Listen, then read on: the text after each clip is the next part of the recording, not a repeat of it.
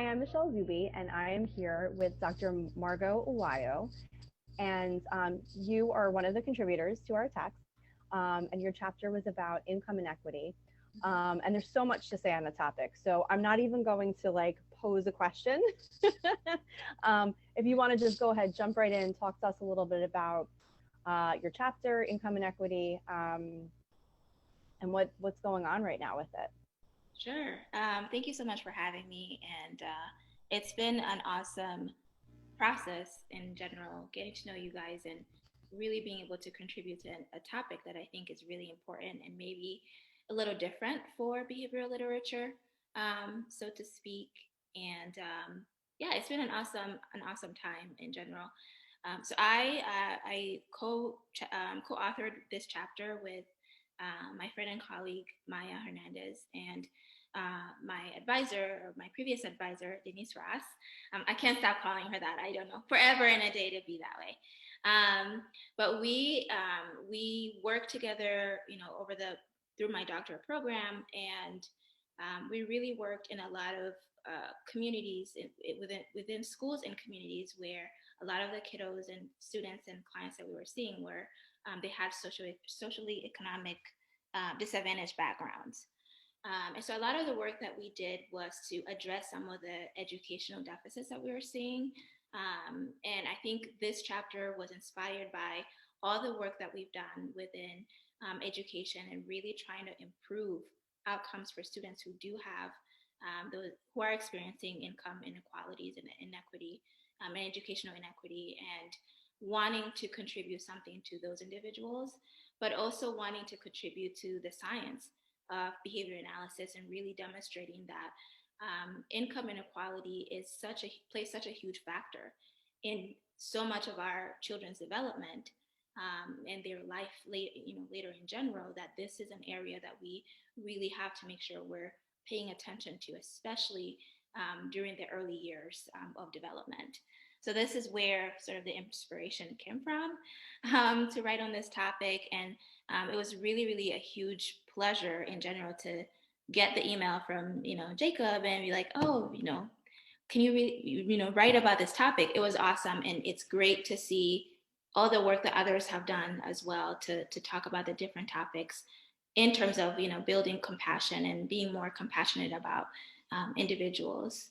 So I don't know if that kind of gets anywhere to the point, but that's sort of the background of where this chapter came from. No, I think that's super important. As a former teacher and a behavior analyst, I've worked in Title One school districts. I've also worked in school districts where kids get dropped off in Ferraris. Yeah. So, talk about two very different sets of circumstances. Um, and I'm very fortunate for those experiences because I really have seen the full, array or spectrum, if you will, of people's financial situations and the advantages and disadvantages, that students have, and the greater impact that that has on their lives. Um, so what, what can we do as a field? I mean, I feel like, a lot of what the topics in the textbook, there's not a whole lot of literature Yeah. in Java, and in all our go-to resources. So as a field, I feel, and practitioners, that really puts us at a disadvantage because it's not stuff we're necessarily looking for. We may see it, but we're not necessarily looking at it through a behavior analytic lens. So Mm-hmm. maybe like if you can walk us through what that looks like through that lens, I think that would be super helpful.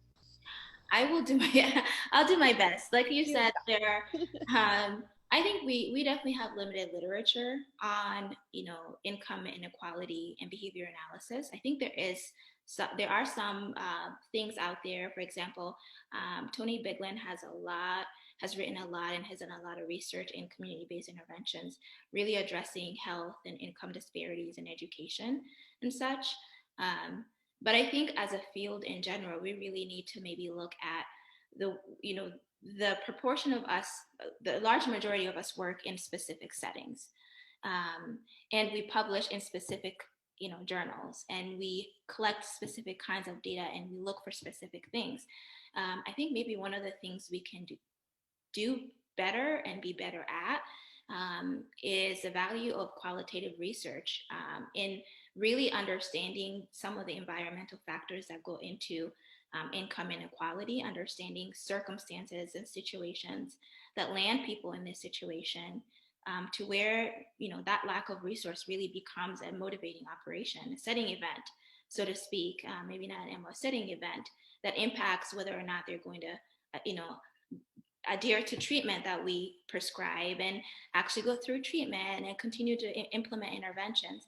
So maybe one of the things that we can do is pull back a little bit and really try to understand people by being in their environment, by paying attention to the things that maybe that are unspoken, some of that some of those communications that are present, and also recognizing we might have some biases in who we think might have a certain income bracket and someone who doesn't. So really paying attention to ourselves and where we are at within our field and the resources that we have, and then understanding that other people likely don't have the same types of resources that we do, and that their values might be different because of that. So spending a little bit more time in these environments and doing some qualitative work might be helpful to us to understand the circumstances. It might also help us to develop interventions that are really individualized for these individuals and these communities, that might be helpful, not in a I'm going to save the day type of perspective, but more so I want to be a part of something that contributes to the greater good for society at large. So understanding the context and the circumstances for people, being more compassionate, doing some self-reflection, and understanding where you are in terms of that person and how you can bridge the gap between where you are and they are. I think as behavior analysts in general, we really have a powerful science in our hands. And I think that comes with a certain level of moral, so to speak, moral obligation. Not just like when you're at work and you're doing, the work with your clients, but when you leave work, when you know that you are still a human being who's contributing daily to your community, whether you realize it or not. Really understanding that the science goes home with you, and the knowledge that you have goes home with you, how you're interacting within your communities, the schools where your child goes, the church where you participate if you do, and kind of being aware of these are the things that are happening in these situations, and finding ways to contribute outside of this is my work, this is what I do, because we're more than that, right? So I would say we do a lot as behavior analysts, but I think maybe it has to be a little bit more personal than that, and really recognizing how what we do or don't do can, maybe a contribution to the inequality that's happening in the world in general. I also think that I remember as a graduate student, not necessarily, I knew I wanted to do ABA, study ABA, but I didn't know exactly how I would apply it in my life or in my work. And I think, my advisors were all really connected, and they all, I learned so much from all of them. And I think when I started to work with Denise Ross is probably when I started to focus more on working as a behavior analyst, working in education, maybe looking at literacy as a way to really empower individuals who are in SES communities or socioeconomically challenged or disadvantaged communities. And I think it's a matter of finding other people who are as passionate about what you want to do, or being open. Be open to other people potentially contributing and teaching you something new, especially outside of the field of ABA. And particularly in education, I think there's a lot we can pull from education. We can extrapolate and learn and apply and really take and use through a behavior analytic lens that might contribute to the science and to the field in general. So I think being open is another one, and not thinking there's only one way to contribute and to improve the world. There are multiple ways to do that.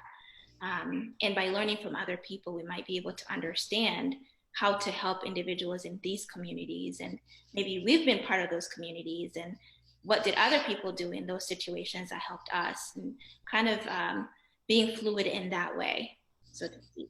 So So many, so many valuable, powerful, empowering statements all in there. Like I don't even know where to begin. There's so many things I could pick out of there. I mean, um, things that were just kind of showing up for me as you were talking, just cultural humility, right? Going into each one of those settings and just like you said, being open, being aware, you yeah. know, of yourself, of the environment that you're in. What I love is that literally every conversation that we've had with each of the contributors, like these are just the common the common denominators Yeah. across the board. So it's amazing that I think this is a direction that we can go in as a field. Like maybe unfortunately a lot of people are kind of stuck in their circumstance, right? Like I work in this setting and I this is what I do, and then I leave there and I kind of just I leave work there and I kind of leave my behavior analyst hat there. But if really what we're talking about is shaping behavior, right? Mm-hmm. We can apply that anywhere. We know that. We all know that. Save the world with behavior analysis, right? Like we say it all the time. We're just not really doing it. But I think this, I'm so glad these interviews are going to just be posted and like part of history in there forever, because like just going back to that little chunk Yeah. that you just gave, it's like, here are your instructions, kids.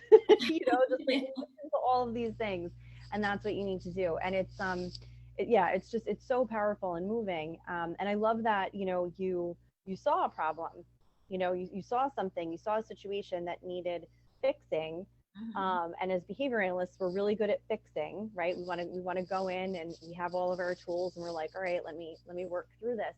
But what it sounds like, it doesn't sound like that's what you tried to do. You tried to learn Yeah. about, Yeah. the literacy and all of the different aspects, and there's so much value in that, and just being able to take a step back. So I'm just in awe of that, because I feel like we generally don't do that. We kind of just come in. One of the contributors said, we come in like crusaders, you know, and it's like, whoa, hold on, take a step back. Um, so yeah, I just that was so powerful. Yeah, absolutely. I think you kind of hit it on the head. Cultural humility, humility in general. I love that we are taught to, take the science seriously. This is how you apply it. Um, you know, we are very serious and short in our work. But at the same time, I think maybe the areas where I later heard I made the best contribution has been when I took a step back and I just wanted to know more. I Mm-hmm. just wanted to learn more so that I can then take that information and use it to, inform all the things that I was doing in that setting. I think that also, building those connections with people. I worked in a lot of different schools with a lot of different, teachers and educators and principals and administrators. And there are definitely some fumbles where I come in and I was like, this is what we're going to do. It never worked. Anytime that I went into any setting and I was already sure of exactly what I was doing, it just didn't work out because I needed to take a moment and really understand the other perspective before you know what I mean? So cultural humility is important. When it comes to, um, inequity or inequality, income inequality, I think this is a huge component of our ability to be culturally humble and aware. As the field is growing and as we're, different states are accepting different, insurances, so practitioners are seeing more and more clients, our clientele is becoming more and more diverse. And yet, most of the time, individuals we work with are maybe from a specific setting with specific circumstances, right? And so, as we're taking in more clients from different parts of the world, with different experiences, it's so important to understand how income inequality and how economic status will absolutely impact treatment adherence. It will impact parents' ability to come to these meetings and parent trainings.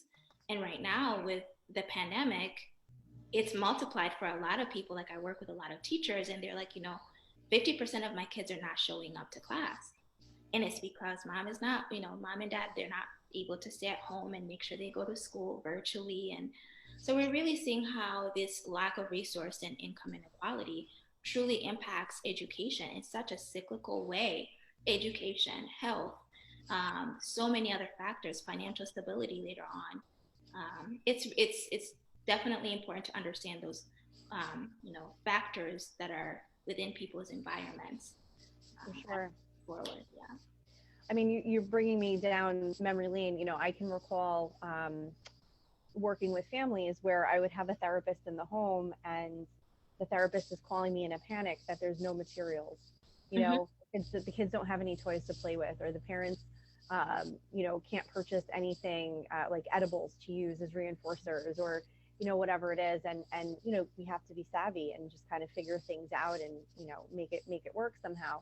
Um, and it's I think you're trained one way, right? Like you're just going to go in and you're going to, there's like this prize box somewhere that Yep. miraculously appears in everyone's house. And it's not the case. And even with the pandemic, like you just said, and the parents are not available. Even if they are available, maybe they're not even capable of Yeah. doing the child's help, assisting them with the work. Maybe their level of education isn't even as high as a middle schooler's, let's Yes. just say, depending on their situation.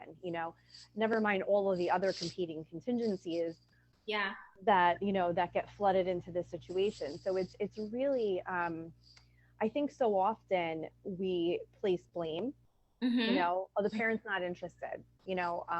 When I worked in a school, like a couple of school districts, um, I would, back to school night, no one came. I would literally just be sitting there, you Yeah. know, Yeah. and who's been working three jobs, and who can't have, who doesn't have somebody to stay home with the kids. So, or who is bringing the whole family because they don't want to leave the kids home alone. And now you've got, literally like an entire family, and you're in there for back to school night. Yeah. So you really, you have to have that compassion, and you have to put judgment aside, Yeah. right? Because you don't know people's situations. And I think, as human beings, we learn to make judgments early on, right? It's just discrimination. A or B, this or the other, red or blue, we do that. So, it's almost like it's a survival thing. Like we have to be able to discriminate what's dangerous, what's not dangerous, and so to speak. I really think it's important for us as human beings, apart from behavior analysts and practitioners and researchers and scientists, it's really important to understand that some of these phenomena that we talk about, it's okay to have these discriminations. You just have to know when to apply it and how to apply it, and what that looks like. And when you recognize that maybe you're, doing something you shouldn't be, and I feel like usually if you're practicing in a certain way, you'll know like, oh, that maybe I didn't approach that thing the way that I should have.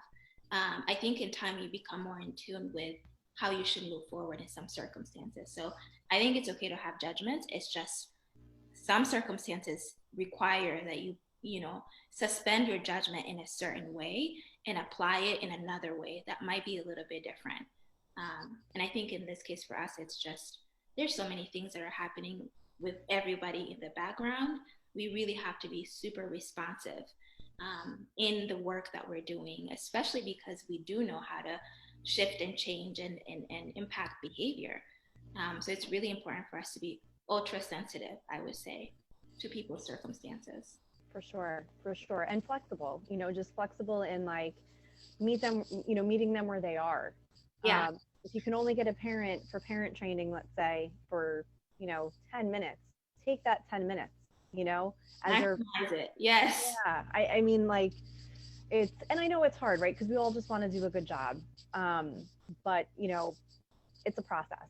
Um, I think this is so valuable because again, like a lot of people, even if they've been in the field for a while, I think that their experience has maybe been limited, right? They've worked in a certain area with a specific population and haven't really seen like the broader spectrum of clients. Mhm. But as you mentioned, with different funding sources and just taking on new clients, or you relocate somewhere, you never really know where you're going to land. Yeah. And you have to be able to generalize these skills, and be open and be compassionate and flexible and all of that. Any any work that you're currently working on that you'd like to share, where we can continue to follow you on this journey? Thank you for asking. I'm actually right now involved in a project with some colleagues of mine, where we're looking at using telehealth services to work with individuals who are in Africa. So providing ABA services via telehealth. So this is interesting because it actually applies in such a different way where by the standards of so many people, especially here in the United States, compared to some individuals, not everyone, but some individuals in other parts of the world, they may not have resources that they need for some of the things that we are recommending that they do. Um, and so, if anything, I've probably over the last year learned so much more and more, and I continue to learn the importance of being humble and taking time to understand the circumstances of individuals. So that's one of the projects that I'm currently working on. Is providing ABA services in other parts of the world, and I'm really connecting with other people who are doing that work and making sure we're disseminating the science to the best of our capability. And I think the pandemic probably maybe hastened how the telehealth model is being implemented in general. So that's one of the things that I'm working on right now. Amazing. Like you don't do enough, right? Now you're spreading the science across the world. Um, so amazing, so incredible to be able to talk to you. Such valuable information. I thank you again for your contribution. And I hope people continue to follow you and your work because it's so valuable and you're so lovely. They should just follow you anyway. Thank you. I really appreciate the getting to chat about this and discussing this work that's important that really I think will open a lot of people's eyes, hopefully, but also encourage people to look beyond what's typical and how ABA is applied and consider other ways in other areas and other needs in general that we have in our in our country and in our world and how we can actually contribute to that. So I appreciate the time. Fantastic. Thank you so much. Thank you, Michelle.